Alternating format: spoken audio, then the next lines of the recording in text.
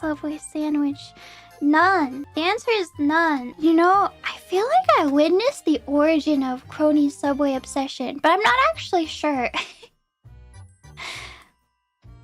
Because you know, Mumei mentions Subway from time to time. And I feel like Kronii never really talked about Subway until like some months ago. And at the off collab, it was me, Mumei, and Kronii.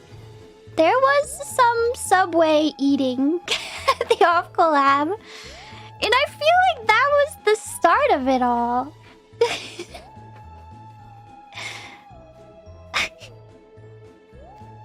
So it's Mumei's fault? No, I don't think so. I mean, it was Kronii who wanted it, but I think she might have wanted it because Subway, oh my god, because Mumei talks about it.